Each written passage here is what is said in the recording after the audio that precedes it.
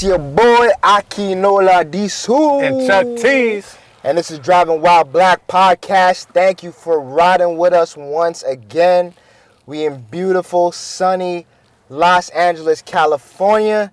And we're here with y'all to navigate the black experience. What up, my boy Chuck? Akinola. Man, how you living, brother? I'm good, my brother. I can't complain. How about yourself? You know, it's another day, above ground, so I can't complain either, man. I can't complain. It's a beautiful day, man. We're here breathing once again. Absolutely, man. With all the craziness going on in 2021, it's a good day to be here, be healthy. So, yeah, man, I can't complain. But like I said, it's 2021, man. It's already a crazy year. Bro, can I get my 7-day free trial of 2021 back? Damn, man. Can I live? Man.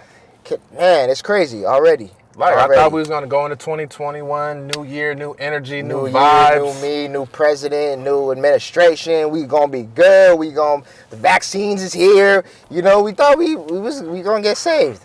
Guess not. Thought wrong. So it was my day off. I was chilling. I was actually doing some promo. I was uploading some stuff to Instagram for the podcast. And then you text me and like, bro, you see what's going on at the Capitol? I was like, bruh. I didn't even look for a while because I was in the middle of, doing my social media thing. Mm-hmm. But I was just like, yo.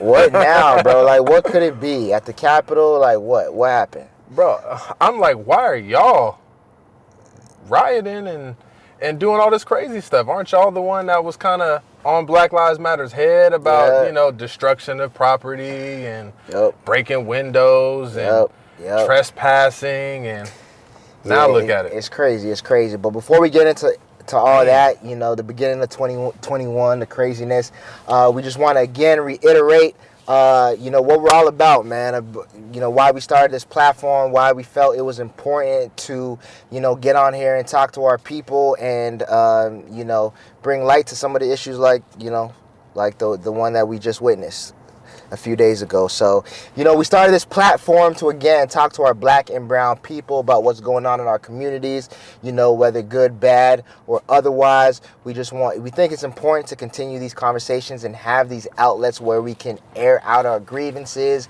kind of talk about things that are weighing heavy on our chest, and kind of share ideas on how we heal and how we move past these things and how we elevate and evolve as a community. So, yeah. This is a good episode, like we usually say, for a form of therapy. We just witnessed something that I think nobody expected. You know? So I think we need to talk about these things to, have a settled mind about it, because it's kind of like, it took me out of nowhere, bro. Like, I was at work when it happened, and I'm just like, for real? For real? And then you text me, and, before I even got a chance to, like I said, I was doing my social media thing, and before I even got a chance to look it up and research it, or I just quickly researched it, my sister started FaceTiming me, and she was going crazy. She was like, do you see what's going on out here? This is crazy. These people are rushing into the Capitol. Like, if this was us, there'd be bodies on the ground, this, that, and the third. I'm like, yo, relax. Take it easy, take a chill pill, go sit down somewhere. And I started doing it. She's like, I'll call you back. I can't deal with this. So I'm like, all right, cool. My wife was working. I went into, her little work area, and we're just like, yo, you see this? And I started researching it, and I'm like, okay. I'm like, white people run into the Capitol. I get it. They're upset. They're trying to steal. What is it? Stop the steal. And I'm like, there's no black people out there. There may be a few tokens. Maybe one or two. I'm like, I don't got really anything to worry about. I'm not pressed. I'm cool. I don't have a dog in this fight. I don't have a dog in this race. I don't have a horse in this race. I'm kind of cool. I'm going to sit back, watch this white on white crime, and I'm chilling. Yeah. I don't really feel nothing in my heart. My emotions are not stirred up. I'm like, I think I'm all right. I think I'm gonna just watch this one from from YouTube. I'm gonna hit the live on YouTube and I'm gonna see what's going on. But I sipped my tea on it. I said, let's watch this. This is entertainment. Grab my popcorn. Absolutely. And of course, being the compassionate people that black people are, we don't want to see anyone get hurt. by any means. We know what that feels like. So we don't want to see anyone get hurt. 4 people were shot. I don't know the stats on it. I know 4 people were shot. 4 people were actually killed, is from what I'm hearing. 4 people killed. Oh, 4 people were killed. 52 injured, yes. and 17 police. No, 52 people arrested and 14 police officers injured. Right. So, of course, we're not, we're not sitting back and watching this and laughing. And we don't want anyone to get hurt. But at the same time, we've been through it, man. We've protested time and time and again. It's like we finally have an opportunity where we can just sit back and be like, all right, cool. What y'all fighting about? Right. Let's see how this thing transpires. Let's see how this thing rolls out. Right. And what I got from it, I text you while I was at work, and I'm, watching my coworkers, and they're listening to it. They're like, wow, this is crazy. So what I got from it is there's clearly 2 Americas. There's definitely 2 Americas, because the fact that I'm at home and I'm not, I'm not really phased. I don't really have any, like I said, I don't have a horse in the race. I'm not, this doesn't pull at my heartstrings. But obviously these people at the Capitol are upset. They feel like the vote has been stolen. They feel like there was, the election was, obviously taken or stolen from them. They feel like they were cheated. So, Hey, we just sit back and, see what happens. But what's interesting is all the videos that come out. And, obviously we've been protesting for years. We've been there. We've protested. We've been in the fields. And while I'm watching this protest, and you're seeing, like, the Capitol police officers, they're opening the gates for them. Yep. They're letting them in. Yep. They opened the door to the Capitol building. They stood to the side. Yep. They're taking selfies with the protesters, rioters, and agitators. Right. So it's a complete 180 when it comes to the police and protesting, when it comes to Black Lives Matter versus this, as I call it, the trumpets protest. Yeah. At the Capitol. Yep. And it signifies 2 Americas. Look how they treated Black Lives Matter. They're pepper spraying kids. They treat us like animals. They treat us beating like people dogs. over the head with batons, pushing old people down. Shooting rubber bullets in people's faces. Like, just chaos. But then you see this protest that just happened recently, and it's kind of buddy-buddy for the most part. Yeah, for sure. And I get it. Like, the recent protests were a lot more extreme than protests in the past. Like, people were actually lighting shit on fire. People were, smashing windows, throwing bricks through windows, looting, stealing, and doing all that. But that was just accumulation of, that was pent up aggression and anger, and the fact that time and time again, we are being brutalized by the police. Our voices are not being heard. The system doesn't work for us. Again, there's 2 Americas. So that was just literally like, enough is enough. If y'all are not going to hear us when we talk and we speak about these issues, and we speak about the fact that there are 2 Americas and this country is super hypocritical, maybe you'll hear us when we start lighting shit on fire. Right. If we start lighting shit on fire, we start burning down the Gucci store, we start burning down the Target, maybe, and it starts affecting your pockets and your money, maybe you guys will start hearing us. Do you see us now? Do you see us now? And what's funny is a lot of people do see the fact that there are 2 Americas. A lot of people are it's clear as day, right? If you're at the nation's capital, and forget storming into the nation's capital. But if you're at the nation's capital and you're not met with resistance, and they were out there in the tens of thousands, like the thousands. There were thousands out there. There was thousands of people out there waving around Trump flags. They were scaling the walls. It eventually got to, throwing bricks through the windows. And if you're at the nation's capital and you're not met with resistance, that is absurd. That is crazy to me. It's wild. It's wild. Like we said, as I'm watching, it's unfathomable. Like, really? Like, you're really not gonna treat these people the same exact way you treated people who supported Black Lives Matter and protested? But you know what's unfortunate? It's like, back to, a few episodes ago, it's like, I'm desensitized. I am. It's unbelievable, but it's very believable. It's like I expected it, but it's unbelievable that I expected it. Exactly. And it happened. Exactly. I literally turned on the news and saw the police opening the barricades to let these people in, and I turned it off not because I was disgusted or appalled, it's because I've already seen this play out a million times. This is expected for me. Mm-hmm. For a black man that has seen the hypocrisy in this country, this is expected. Of course, they're not gonna treat them like they treat us. Of course, they're not gonna break out the tear gas. They're not gonna break out the rubber bullets. You know? Just open firing on a group. You know, your privilege is showing. Right. Your privilege is showing. Right. And, you know, that's all we need to say. Like we said, we didn't have a horse in the race. We didn't have a dog in the fight. We're just coming from it from an observation perspective. Right. And again, and it was funny because Tamika Mallory, I think she tweeted, we talked about her last episode as a cultural hero. She tweeted, she's like, black people, my suggestion is you sit back, you watch, and you stay your ass home because this ain't none of our business. But Facts. What spoke volumes to me is the fact that she even had to tweet that, because and how I interpret it is black people, when they do see, I guess, some form of injustice, or they see people getting hurt or harmed, you know, like we said, 4 people were shot and killed. There was police officers injured. There was other people injured. You know, our emotions start to stir up, and we start to have that compassion for human beings and for people.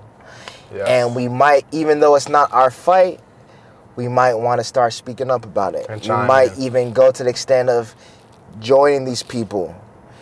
And we do that. Black people, we do that a lot. And we do that a lot. We support everybody else's cause, but... So I found it interesting that Tamika Mallory made a point to say, yo, black people, stay your ass home, do what you're doing, and just let's watch this one from a distance. This has nothing to do with us. Give them the Trump. Stand down and stand by. Exactly. Stand down and stand by. This has nothing to do with it. Yes, we were able to see the hypocrisy plain as day, but let's watch it play out. Let's see how far this goes. Let's see what happens. Let's see how the police react and retaliate. Let's see how the administration, let's see how Trump reacts and retaliates. Let's see how Biden and Kamala retaliate or react. Let's just watch from the stands, man. We sitting this game out. Right. We're not playing this one. And what's funny is, you know, a lot of in the early stages, people are saying, well, you know, we weren't prepared for this, and it's like these people congregated over time throughout the day. For one, these people knew that this date was coming months before. The president of the United States, and I use that term loosely, Trump, he planned this publicly for some time now. He tweeted about it. He said it in one of his speeches. He said, we're going to march down Pennsylvania Road. We're going to go to the nation's capital, and we're going to, what's the term, the slogan? We're going to stop the steal. We're going to stop the steal. So we're not rolling with, oh, we didn't know, we weren't prepared. No, Trump incited this a while back. I think as far back as December, November. It was built up. It was built up. He mentioned it a few times. And there was a date for it, too. Mm-hmm. January 6th. We're going to march down Pennsylvania Avenue, or whatever the case is. We're going to go to the nation's capital, and we're going to stop the steal. So all that narrative and that bullshit of, oh, we didn't know, we weren't prepared, you can miss me with that. Yeah. Because we were well aware. So again, it's just it plays to the hypocrisy of this country and how we treat black people versus how we treat white people. Facts.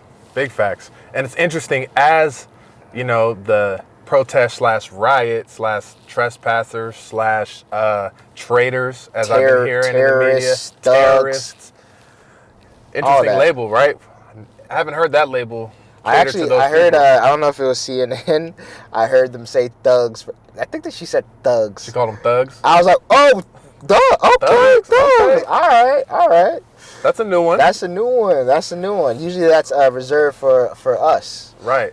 And it was funny because as it was going on, you had Trump put out a message on, I don't know if it was Twitter or social media, and he was kind of like trying to calm, hey, you guys, like, I understand your pain, they're stealing the election from us, but we need to come together and we need to not be violent and, things of that nature, but still citing they're stealing it from us. We won the election already. They're stealing it from us. Right. We have to do whatever it takes to make sure we put it back in our favor, but just don't be violent and be respectful. So it's like you're putting out two different messages. Right. So how is a person, especially your supporter, supposed to receive that message? You're telling me to calm down, but then you're also telling me, hey, stop the steal. Right. It's happening. Right. And the fact that you're not coming out on on television and addressing the people as the president just shows that what is playing out is what you wanted to play out. You're just tweeting or you're releasing statements to kind of save some sort of face, but no, what's happening is exactly what you wanted to happen. Everything's going according as planned. Since the moment Trump decided to run for president in 2016, every state he lost, anything that he lost, he said it was rigged. Yeah. He said it was something fraudulent going on. Right. So he started this 4 years ago, preparing you for any time Trump loses, well, it's rigged. It's a fraud. Yeah. They're stealing. Right. They're doing whatever it takes to make sure I don't win. Trump has told these people since day one that this would happen. Right. So he's low-key brainwashed his people. Right. So now when it comes to the end of it and he loses and he's sour, he's acting like a child, like, just lose and go home and try again in another 4 years. Yeah, have some type of dignity. Leave with some type of dignity. You lost, just leave, on a high note. On a high note, leave with some sort of dignity and just bounce, bro. Like, your administration is literally crumbling. They're about to hopefully enact the 25th Amendment, which turns over the power to Pence, and get you the hell out of here. For your last 2 weeks. Which is what we should have done a long time ago for your last 2 weeks, bro. Like, what are you doing? And it's interesting because you had a lot of Republicans or conservatives who backed him back off. Oh, they're for like, sure. yo, like, all right, you done went too far. Yeah. You went way too far. You went way too far. They're going as far as saying, like, a lot of, the administration and staffers has since quit. Mm-hmm. But I think Romney was saying, for the existing staffers, don't try not to even take any demands or commands from Trump. Like, although he's still the sitting president as it stands as of right now, try not to, take any... Disregard what he says. Don't take it serious. He's on his way out. We're working out the logistics to get this guy out of here, but yeah, he's taking it too far. He's taking it way too far. And again, from our POV, being black people in America, he took it way too far 4 years ago. Off jump. When he started saying we need to build a wall. Yep. Mexicans are rapists. Criminals. And black people vote for me. What else? What other choice do you have? Right. And we need to bring severe law and order to the streets of Chicago. We need to bring, it was just ridiculous. When politicians talk about Chicago and the violence in Chicago, that's a dog whistle for all black people across America. Right. Because they always pinpoint Chicago, and yes, Chicago's rough. There's a lot of things that's going on that we wish would be different, but when there's a culture and an environment set, it takes a lot of time, months and years and generations to change that environment. So they point to Chicago to blanket black people across the country. Absolutely. So again, it's what this episode is kind of centered around, is the fact that there's two Americas. There's an America and an experience and a reality for black people. And then there's an America, an experience and reality for white people. And there is a privilege, a white privilege for white people. Definitely. And that was displayed at the nation's capital on January 6th. And it's funny because just the very inception of our podcast, Driving While Black, and the name kind of illustrates and describes the hypocrisy and the two Americas in this country. Driving While Black is a term that basically explains that, black people are stopped, are harassed by police simply because they're black. Not because they violated a traffic law, not because they're suspected of a crime, simply because they may be in a nice car, they may be in a nice neighborhood, and they're black.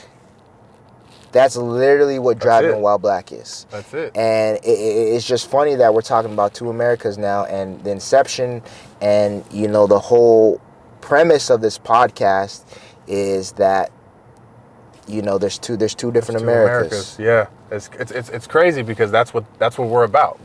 We want to explain and give our opinions, point of view, have these raw conversations about it being two Americas. That's kind of what it's about. Yeah. But now we're in it. Now we're in the fire of it. And that's kind of what it's been about. It's been about us saying like, hey guys, hey world, like there is clear racism that we're experiencing in our personal everyday lives. Mm-hmm. There's systemic racism. There's racism on TV. There's racism in the media.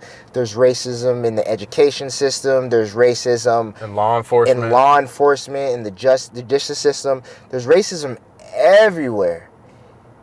Like, can you guys not see it? And literally the world saying no. No, I think no. Everything looks fine. Like there's affirmative action. Black people are thriving. Slavery was like 400 years ago. Like, get over it. What are you guys talking about? Come on. My ancestors, I didn't do any of that. Yeah. America's a great country to live in. Which it is. But what's funny is now where it's, and this is what I always say as of for a long time. The only thing I thank Trump for, and I think the only thing he's done while being president, is exposing the underbelly of this country and exposing the systemic and underlying racism in this country. Because again, it has been clear as day to us from Jump Street. It's been clear as day. We've been made to feel like we were delusional, like we were crazy, like we were victims, like we were playing the victim, and we were just crying about something that didn't exist. But now, it's clear as day. Tell me you can't see it now. It's clear as day. And if you still find a way to debate, find a way to manipulate, or find a way to argue the fact that racism doesn't exist, systemic racism doesn't exist, I mean, I can't really even have a conversation with you. You're just a hypocrite, you're either just very, very uneducated and you live under a rock and you have no idea what's going on in the world, or you're just racist. You're just racist and you choose not to see the reality of all people and their livelihoods in this country. And you're part of the problem, part of this big problem that we have in our country. If you don't say anything, you're a part of the problem. If you're racist, you're a part of the problem. If you don't do whatever you can within your circle to fix the problem or speak about it or have conversations with black people or have conversations with other people of all races, just so we can all gather information, exchange thoughts and ideas, and come to a conclusion that we need to do something about this. We need to do something about this. And again, I salute Trump because he allowed, in order for us to solve a problem or address a problem, we have to realize that there is in fact a problem. We have to know it exists. And I thank Trump for exposing that problem, to the highest degree, and allowing this country to have these conversations. And it is going to get a lot harder before it gets better. It's going to get a lot tougher. There's going to be a lot more protests. There's going to be a lot more, debates and arguments and differences of opinions. But what I love is the fact that we're having these conversations and people are coming to these revelations of, well, I have no ill will against black people. I have no hate in my heart, but maybe my ignorance and my silence is part of the problem. It's playing a role. I was talking to one of my friends, and he told me that his wife actually spent $50 on Amazon and purchased a book that it's called like How to Teach Anti-Racism. And I was like, that's amazing. For one of my white friends to come to me and say, hey, my wife just bought a book on how to teach anti-racism, and she's a teacher.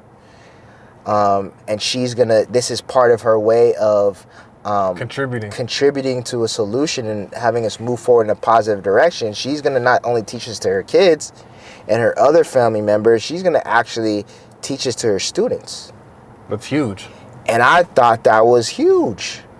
That's huge. Because again, it's gonna take. We've been hollering and yelling about this country and what's been the injustice of this country and the hypocrisy of this country and the racism in this country. We need some other players on the team. We need our white allies. We need them to talk to their family members, to talk to their friends, talk to the people who don't think like them and who do not, believe that racism still exists. Exactly. Our allies have to be the ones to confront other white people or other people who don't believe racism exists, to start that conversation so we can get understanding on both sides. Right. Right. It's interesting with this whole, protest riot that popped off. It's just like we talked about, comparison of it. It's really crazy that, and I'm not really political. I try to find the balance, of a political side. Like I'm not a liberal or I'm not conservative, because I have views and ideas that fit both sides. You know what I mean? So if you're a person that's all the way on one side or all the way on the other, I kind of question you. And why do you think like that? Because the scale's not balanced, right? Right. And given these protests, you can clearly tell that the ideals of Black Lives Matter protesting, and they're calling us terrorists and anti-American for those protests. But with these protests that happened January 6th, aren't you doing the same thing, but actually even more extreme? The hypocrisy. And it's like, if we're telling you there's something wrong in this country, there's something wrong with the system, and we need to fix it. We need to conjure up new ideas to implement into our system so we can all live as one in a society. But we've been saying these things for the last 5, 10, 400 years. Yeah. That there's an issue. But now, because your man didn't win the election, now you have a problem with the system. Now you got a beef. And it's funny. We've been saying the black community has been for forever. We've been talking about, we've been fighting for our right to vote, right? Mm-hmm. There was a time where black people couldn't vote, and things evolved, and, a small percent of the black population could vote. Now we're at a time where all people are able to vote, black people are able to vote, but of course the system still finds a way to suppress our votes. We have voter suppression.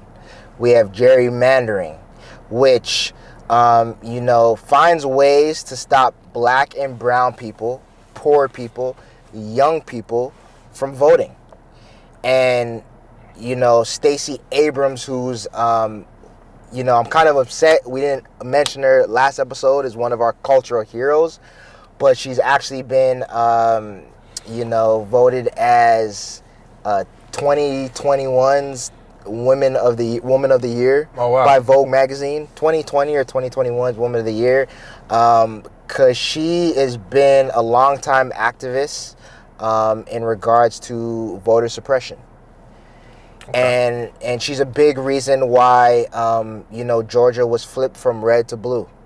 That's huge. Which is huge. Wow, that's huge. Which is huge, and the fact that there was 2 senators that were that just won the runoff elections.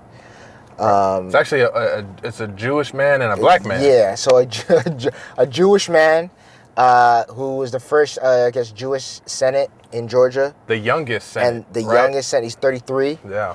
And the first black Senate in Georgia as well.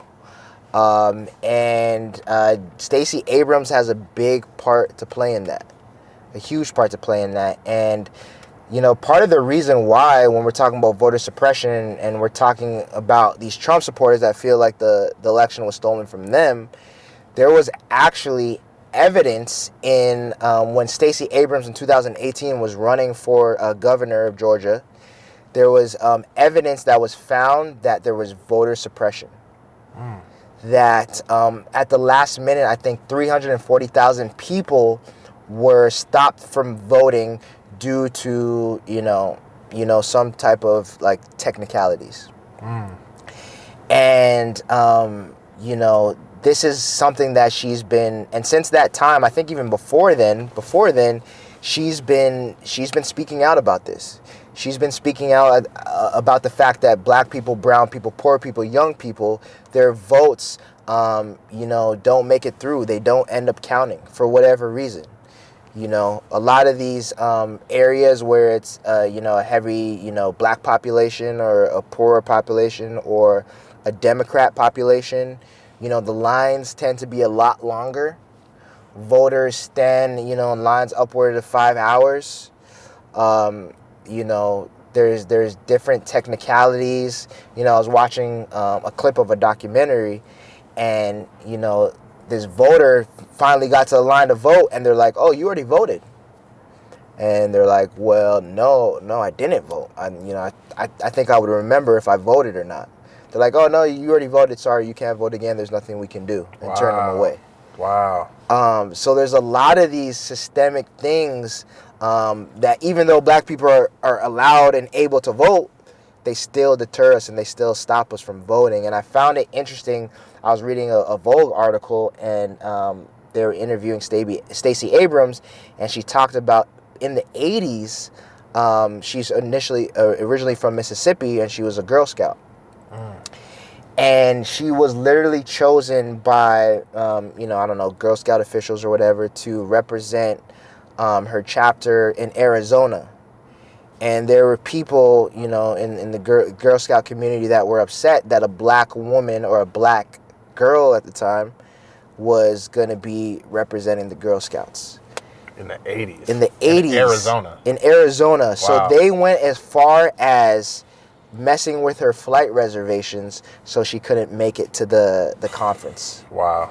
So someone like Stacey Abrams, it seems like this line of work is her calling, because even as a young girl, she was dealing with voter suppression. Right. Not being able to be heard. Right, like giving her perspective. Right, exactly. So she said, you know what, after she and what's crazy is they actually found evidence that there was voter suppression, and there was nothing that was done about it, right?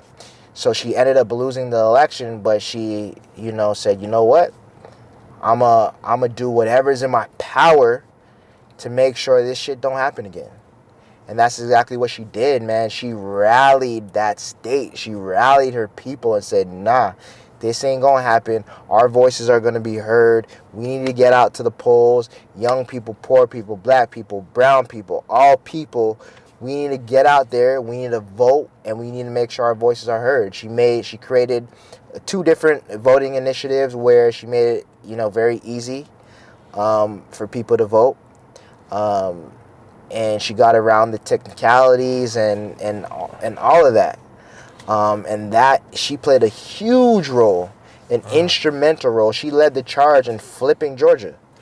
Wow, and then Georgia hasn't been blue since what, 1992? Since Bill Clinton. Since Bill Clinton. So that's a big deal. That's 28 years. And imagine Stacey Abrams running for governor finding the state proving that there was voter suppression, right? And saying, you know what, I'm not going to give up this fight, even though that's what they want me to do. I'm going to make sure I'm a rally, make sure my people get out there and we vote, flipping Georgia from red to blue. And now you have this goofball getting on the phone with, election officials and in Georgia, right? In Georgia, with the Secretary of State, and saying, "Yo, I need you to overturn this shit. Find me some votes. I need you to find me some votes and overturn all the hard work and dedication that the people of Georgia, Stacey Abrams, and the people on the ground had to do to flip that state. I need more red votes in Atlanta. Find them. This dude, did you hear that call? No, I did not hear it. Bruh, this dude sounds like the mob. What was he, just bullying? He was basically saying, "Yo, you guys are you're committing a crime here, because there's fraud, but you're not doing anything about it. It's not looking good for you guys. Like, I just need you to find me some votes." He was basically getting at, like, he was bullying them. He was basically saying, "Yo, if y'all don't find me some votes, you're not gonna be in politics." Yeah. Something's gonna happen. It's gonna be a problem. You're gonna lose your job. There's gonna be a problem. Like, I don't care how you guys find me the votes. Just find me the votes. Just do it. Not, can we recount the votes to make sure everything was accounted for and it was a fair election and that Biden actually did win or didn't win. No. I just need you to find me votes in my favor. How this man is not in jail by now is beyond me. Wow. This is a movie. It's real life. A real life movie. But shout out to Stacey Abrams for dedicating herself to making sure that our vote is not suppressed. Bro, that was her mission. That's big ups to Stacey Abrams. Because any normal person, right, would have quit. Like, you lost an election and it was proven that there was vote suppressed, right? Mm-hmm. And the margin in which you lost by was based on those suppressed votes. Right. Was largely based on those suppressed votes. A normal person would have been like, fuck the system, this racist ass system. I'm not playing this game. I'm done with politics. I'm out. Right. She said no. I think one of the quotes in Vogue magazine was, she said, "I sat Shiva for 10 days. Then I started plotting." She meditated. She meditated on and it. And she got to work. She said, "This is not the end of my chapter. This is not the end of our story. We're gonna make a difference. We're gonna make a change, and we're gonna fight. We're gonna fight." And salute to Georgia. Salute to Stacey Abrams, her whole team, everyone that had boots on the ground in that state. What you guys did was Killer Mike. Killer Mike was a huge Killer Mike.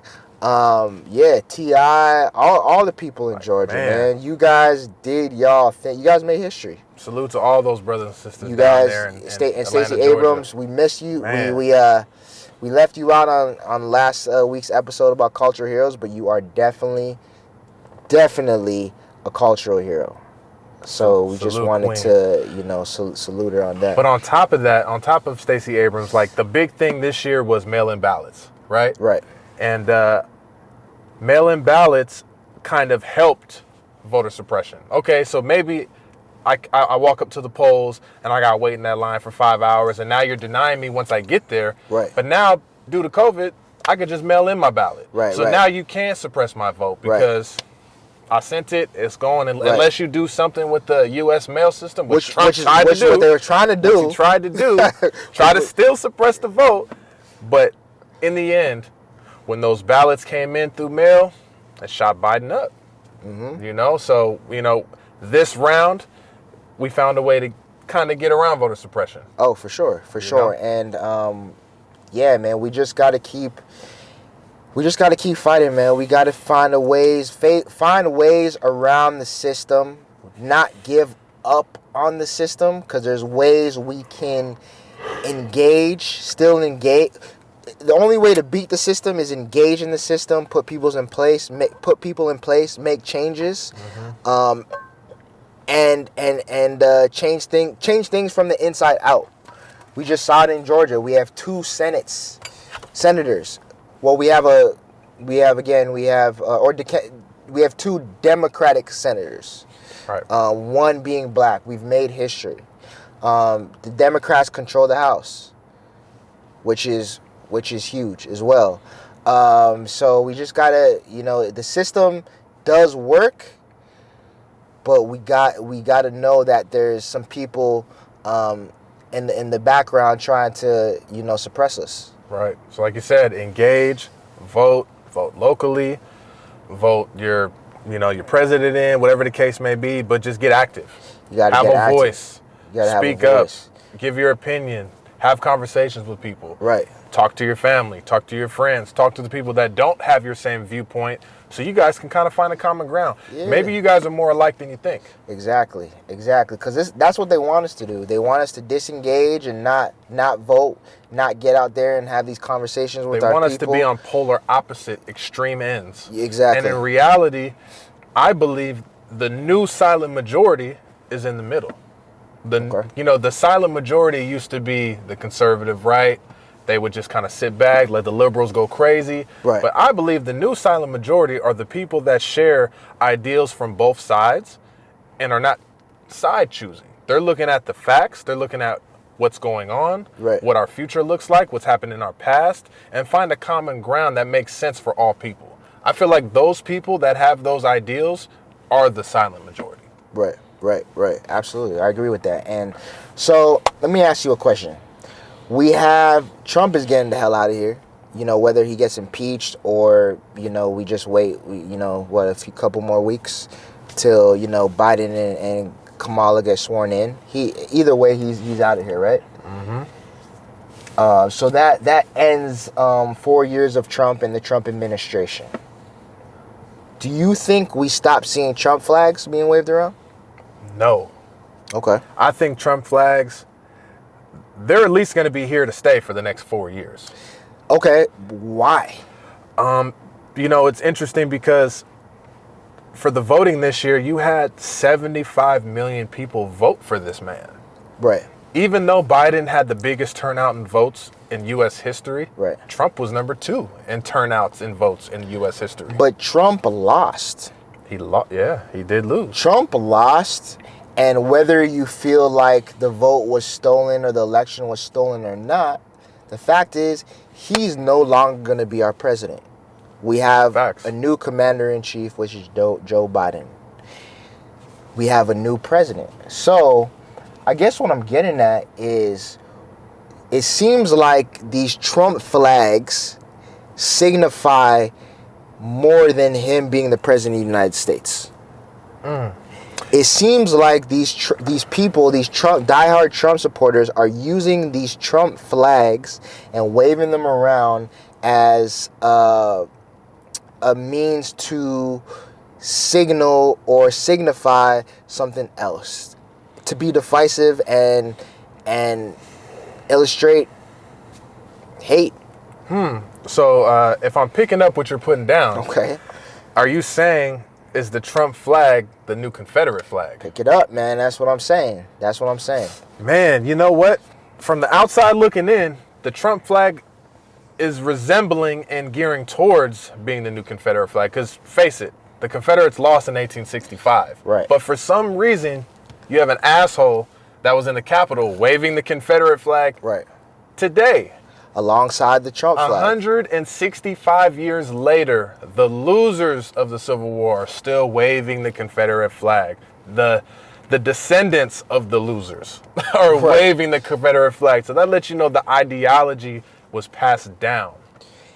And even though people are still being very overt with their racism, by still waving the Confederate flag, right? Mm-hmm. There's some people that maybe don't want to be as overt, or whatever the case is, so they're like, you know what, let me wave around this Trump flag. I know it's just as divisive. It does come with a certain type of messaging. Make America great again. Make America great again. Hence to Confederacy days. Right. So I think we're gonna see a lot. We're still gonna continue to see this Trump flag, and I think it's very symbolic of the Confederate flag. Yeah, like I've been saying before, when it doesn't matter what political side you choose. I'm not one to judge. If you're a liberal, you're a liberal. If you're conservative, you're conservative. That's your political viewpoint. Right.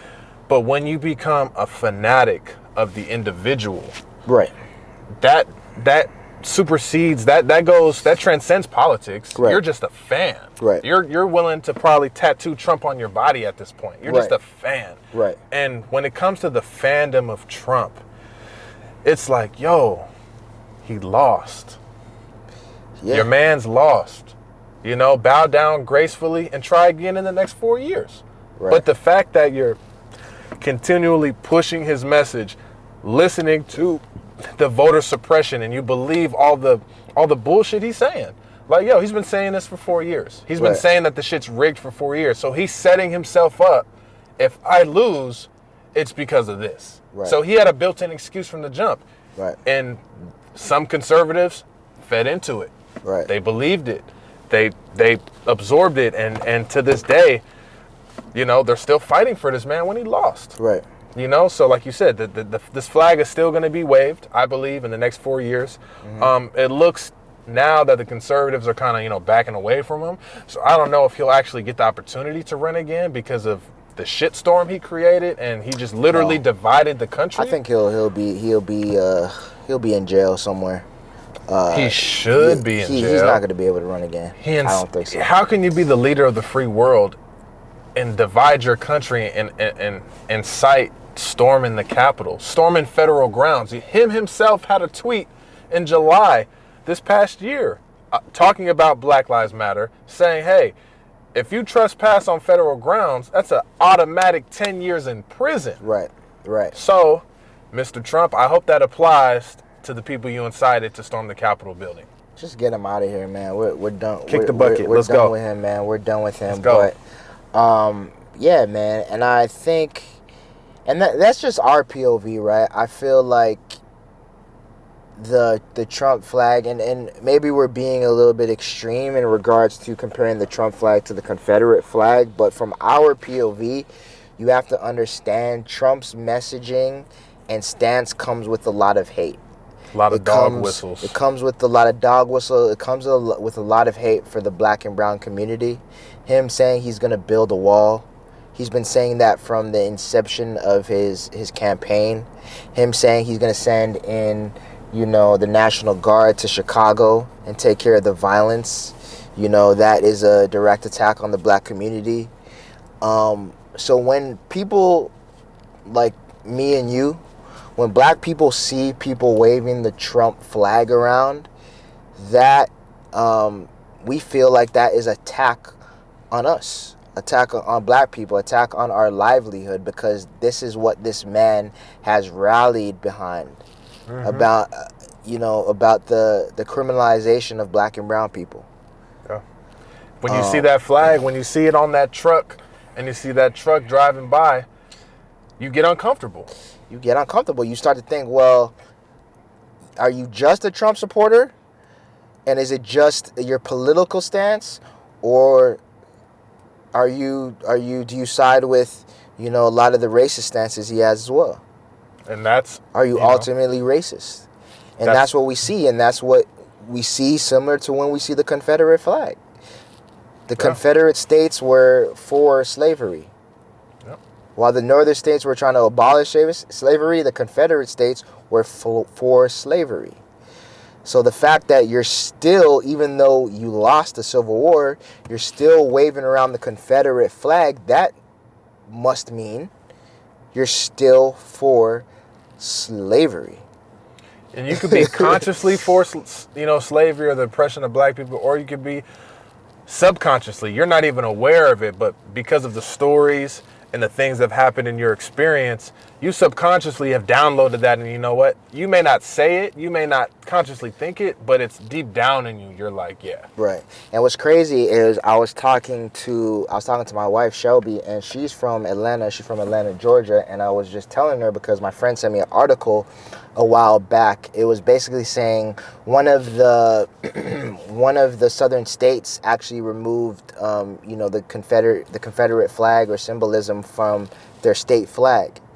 And there's only, I want to say, maybe 1 or 2 states left in the South that still has the Confederate flag on their state flag. So we were just talking about the Confederate flag, and she was kind of educating me on the Confederacy and things like that. And she was telling me that when she was in elementary school, that the house next to her school had a big old Confederate flag, on their house. And every day when she went to school, every Sunday when she went to church, she would pass by this house and see the Confederate flag waving in the wind. Wow. And I was blown back. You got to understand, I'm Canadian. So we don't even have a deep-rooted history, a history so deeply rooted in that, right? So to hear her, I was like, so you mean to tell me you saw this Confederate flag every time? She's like, yeah. I'm like, how did you feel? She's like, it was fucked up, but she was just, that was like normal. That's what it was. That was every day. And she mentioned every day every Sunday when she used to go to church with her family, she would hear her family make remarks like, these racist mother effers. So imagine being black and growing up in the South where these people are still waving around this Confederate flag. I couldn't. And you're essentially forced to, go to school with people like this. You're think like that. You're forced to go to church and commune with people that are blatant in their racism. That would be tough, especially like with how we are today. We're not like our ancestors of past. Yeah. We're going to confront you. Oh, for sure. We're going to challenge you. We're not backing down. So for me, I couldn't imagine that because there would be some type of, audible confrontation. Right. And wherever that argument led, wherever. But I just couldn't imagine like somebody putting that in my face. Right. And today we see these Trump flags put in our face, and it gives you the same feeling. Right. Like damn, like, are you a conservative or are you a Trump fan? Because I feel like there is a difference. And we don't know, right?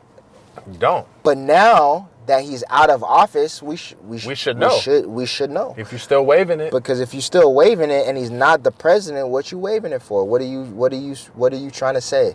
What does that flag represent to you? Now that he's not there. Right. And that's heavy. That's heavy. So, man, that's some heavy shit. It is, But like we said, man, 2 Americas. We live in our world. We live in America, that we're trying to change and create. And some people live in that other America where, things have always been great, and we're not going to allow you to change it for us. Right. So, yeah, I mean, just let's keep fighting the good fight. We appreciate our allies. That whether you've always been, an ally to the black and brown communities, or you've kind of just waking up right now and realizing kind of the systemic racism in our country now. Either way, we appreciate you. We ask you to continue to support us. We ask you to continue to educate and speak out against the systemic racism in our country and the hypocrisy in our country and the 2 different Americas. And let's continue to evolve and move forward now that we got this this clown, this bozo out of office. And he is a bozo. It's clear as day he's a bozo. Clear as day. It is. He's a bozo. So let's take for what we all see We're all watching the same thing right now. Let's take that and let's take it and run with it. Let's grow. Let's realize that America in whole needs to come together more than ever. And if we don't come together now, it's going to be more of the same. And if you're willing to deal with more of the same, then we're not for you, because we want things to change. We want it to be equal. We need things to change. We want to have equal opportunity for all people, no matter what color, no matter religion, no matter if you got one leg, one eyeball, you're alien. Equality is what we're about. Equality is what America's about under the Constitution. What it should be about. What it should be about. Excuse me. Yeah. What it should be about. Right. You know, and we just want this country to be better for our kids, so our kids and our kids' kids in the future don't have to deal with this. And so we can all be proud of this country, and we can all wave the American flag and know that when we see that flag, it's something that we all are proud of. We're all proud of. Not just a certain section or demographic or race in this country. Because we all came together to make sure we're all on equal footing together. I like it. Hey, brother. And I think that ends another episode of Driving While Black. Definitely. Episode 3. Episode 3. In the bag. Episode 3 in the bag.